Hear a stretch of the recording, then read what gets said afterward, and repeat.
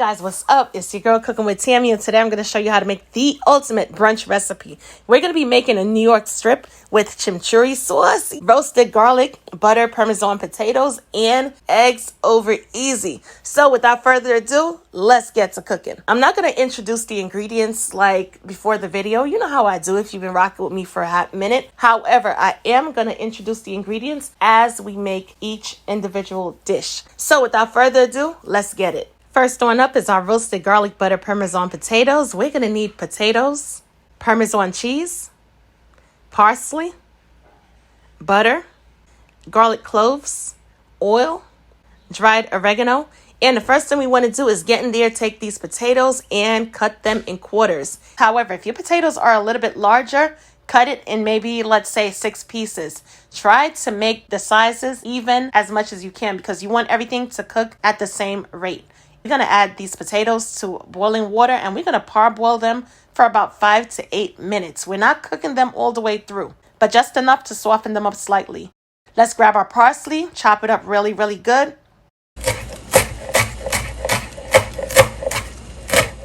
Refine it as small as possible. Once we're done, we're going to slide it to the other side of the cutting board and get to working on our garlic. Chop that garlic up really good. Refine it as small as possible. We're going to add some oil to a small bowl, ramekin, or measuring cup. We're going to add that garlic. Adding the garlic to the oil will definitely infuse the oil.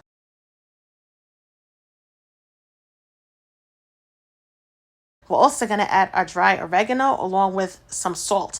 The reason why we're adding salt to this mixture is because we haven't added any salt to the boiling water. And of course, we need a little flavor.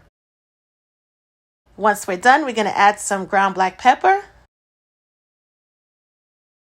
Take a good handful of our Parmesan cheese and we're going to add it to our mixture as well.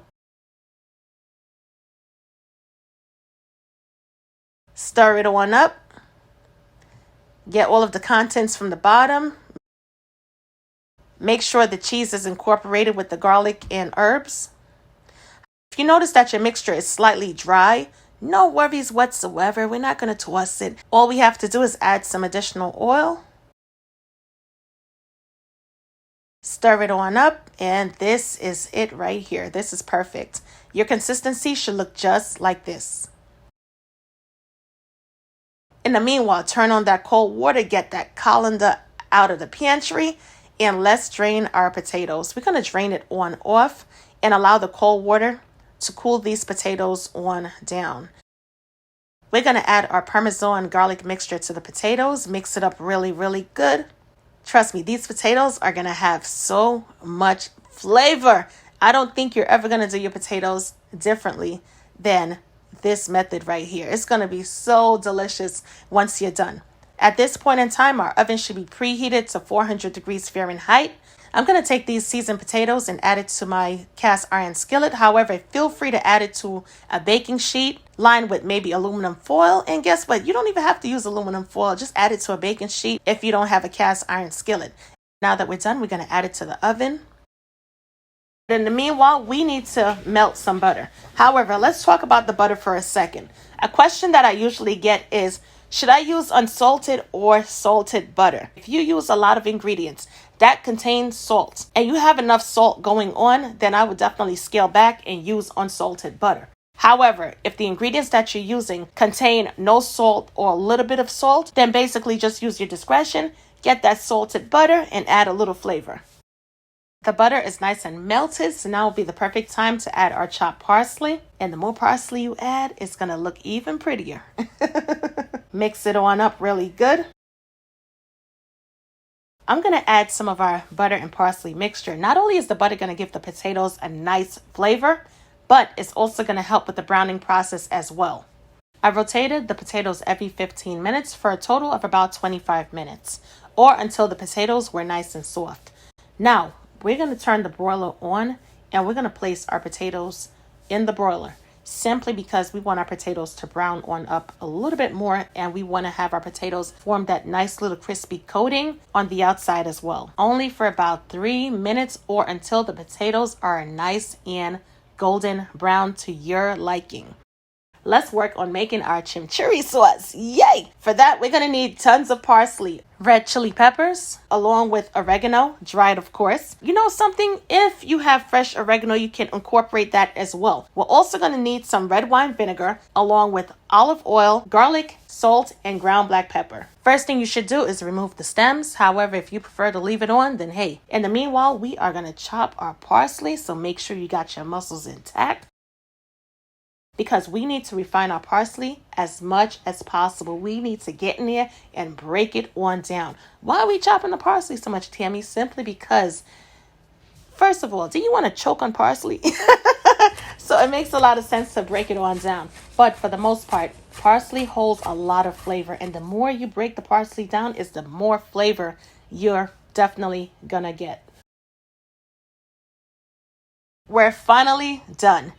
I'm going to take the parsley, slide it to the other side of the cutting board. And in the meanwhile, we're going to work on chopping up our red chilies. I'm only going to be using a quarter piece of the chili. I would suggest when dealing with chili peppers, definitely wear some type of protective gloves if you have sensitive skin. When it comes to the chili, we don't have to refine it too much. This would be perfect.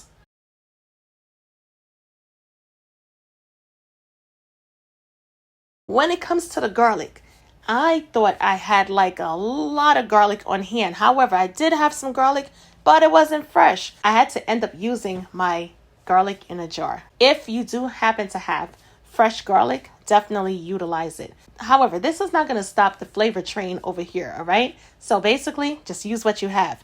First thing you want to do is add red wine vinegar to the oil along with our garlic.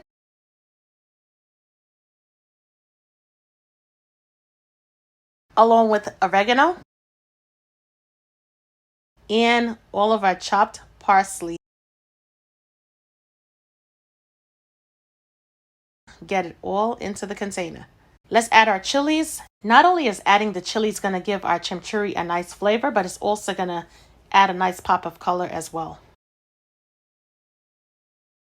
We're going to hit it off with just a small amount of salt for flavor and ground black pepper.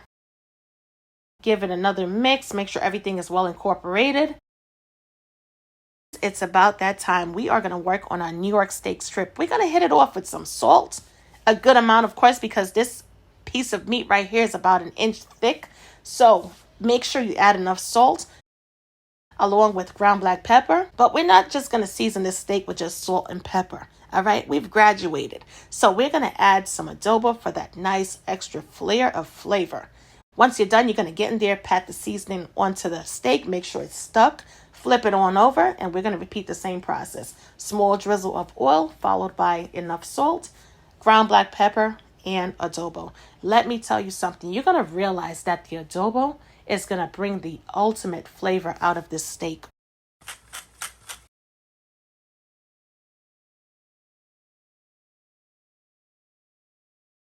Let's flip our steak on over and get some of the seasoning off this cutting board. In the meanwhile, while we're working on this beautiful steak, our cast iron should be hot and smoking. I mean, ready to go. You thought I was joking when I said smoking, right? Check out the pan.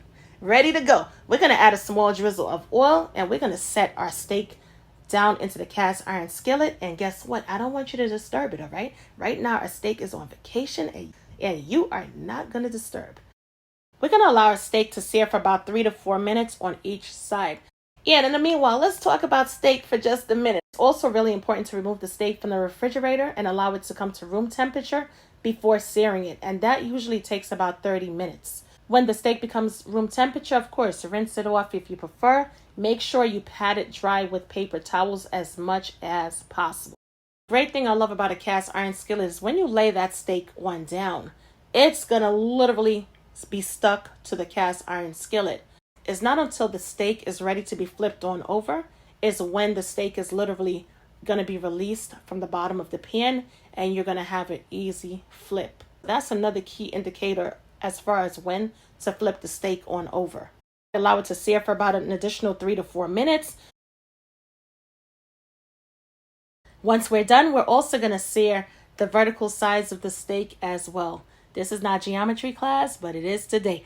We're going to sear the sides of the steak because we want everything to be perfectly yummy by the time we're done. The best way to know whether or not if your steak is cooked to perfection according to your preference and liking is to definitely invest in a thermometer. We are going to introduce some butter. We're also going to add our rosemary. Let's not forget to add our garlic as well. Add a small piece of oregano because it's really pungent, so we don't need a lot. Let's baste our steak with the melted butter for about a minute or two, and I can guarantee you, you are going to fall in love with the flavors of this steak. Just adding 2 additional ingredients, adobo and fresh oregano, makes the ultimate difference. Remove the steak from the pan, place it onto the cutting board. No excitement just yet. We can't cut into it. So allow our steak to sit and rest for at least 10 minutes. We cut into it so soon, what's going to happen is all of the juices are going to run out of the steak and you're going to be stuck with a dry steak. And all of your work is just going to go to waste. Grab a separate pan. Our flame should be on low medium. We're going to add a small drizzle of oil and we're going to crack 2 eggs. Just like that. We're not going to disturb our eggs either. We're just going to leave it in the pan because we need it to set. Hit our eggs off with a little pinch of salt and ground black pepper.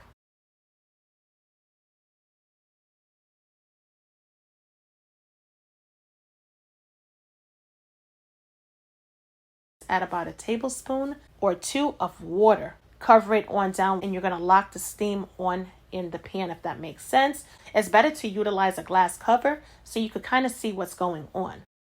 We're going to cut into our steak. Check it on out. It's nice and juicy. With every cut, you literally see juice coming out of the steak. Yay! Not to mention, it's cooked perfectly to perfection. Depending on the day and occasion, sometimes I want my steak to be medium well, a little bit cooked past medium well. It all depends. But this right here is perfect. I don't know about you, but I'm getting hungry. So let's plate this beautiful dish on up. First thing we want to do is grab our favorite plate. We're going to add some potatoes. And of course, we're going to add a little bit of our melted butter and parsley mixture to the potatoes. Not only for garnish, but for flavor as well. Looking good so far. And we're going to grab our beautiful steak, place it onto the plate as well. Make sure your presentation is on point. Also going to take some of that buttery sauce from the pan and drizzle it onto the steak as well. Going to garnish it with our roasted garlic. Once we're done, we're going to grab our eggs over easy. It doesn't matter what style of eggs you choose to incorporate, but again, we're also going to add some of our delicious complimentary chimichurri sauce to our steak. Whoa. Make sure you add enough, because this stuff right here is nothing to play with. So delicious. And boom, brunch is served. Our beautiful New York strip with chimichurri, roasted garlic butter Parmesan potatoes, and eggs over easy is complete. We are done. As always, I'm your girl cooking with Tammy, and I will definitely catch you guys in another video. Give this recipe a try. Let me know what you think, and I will talk to you later. Bye, guys.